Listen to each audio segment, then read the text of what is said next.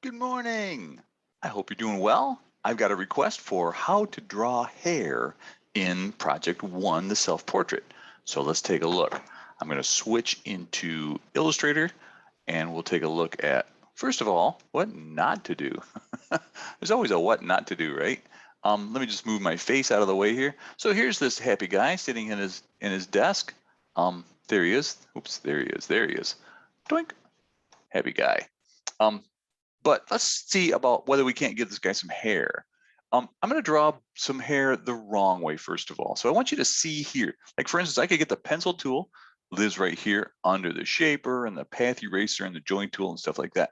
So there's a pencil tool right here, and I could say, let's get, like a gray stroke. He's got gray hair.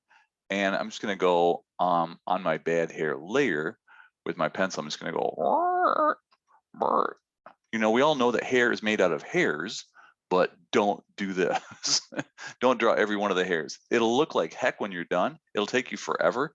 And it's not a good look. It's not how hair actually works. So let's not do it that way.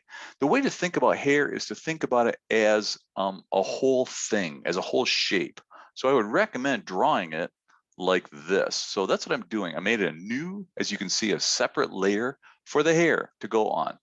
I've locked my head layer so I can't accidentally get on there.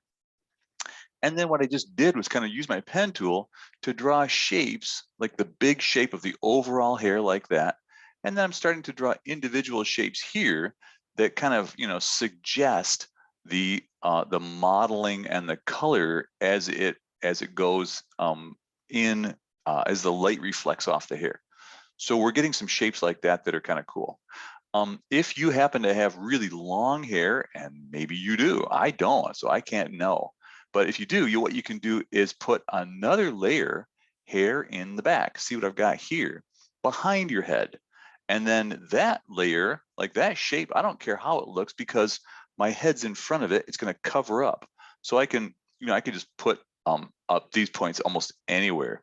They're not going to matter. And then I can put this hair back here and then again, do that same trick. So if I wanted to say, oh, there's more hair over on this side, I could draw on my hair in the back layer, a nice big swoopy business here. What I did to get that bottom, this kind of these little tails down here, I clicked there to make a corner point, hold down Option to drag a handle way back up like that. Click up here, again, drag the Option way down here. And you can create these kind of nice, long, smooth pieces that work really well to kind of suggest hair or, I don't know what, a horse's tail or teeth or something like that. And then you all know that if you're not happy with your points, you can go back and move them around. Use your white arrow tool because that's how it works. So that's how I would suggest drawing hair. Is it create a layer for it, put the hair on there, draw the shape, the overall shape of the hair, and then start going back in and doing some interesting things like this, where you get that effect. One last thing I want to show you that's pretty cool. We haven't talked about this yet in class. I'll teach it this coming week, but we can put gradients inside these shapes. So if I click on this shape here, right now it's just filled with a flat color of, light gray. But if I click on my gradient tool and get into this and say, I want to put this kind of a gradient in here, it automatically defers or defaults to black to white. I don't want black to white. So I can click on this little black here, double click that and get, oh, that's the gray that I want to use right there. And then I can double click here and get that same gray. You're all thinking, why are you putting gray on both ends? Because I'm going to put white in the middle. Watch this. This is really cool. So now what I've got is I've got a gradient that runs from gray to white back to gray again. And look how sweet that looks. It blends in there, it comes up, highlight there, and then blends back in here.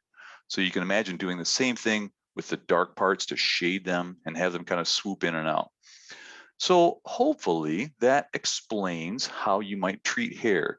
Create a separate layer or multiple layers in the case of hair in the back, and then put the overall shape there, draw the individual pieces to suggest modeling and highlighting and shading, and then play with your gradients. Maybe it's kind of cool. Hope that helps. If that doesn't answer your question, let me know. I'll make a video for you.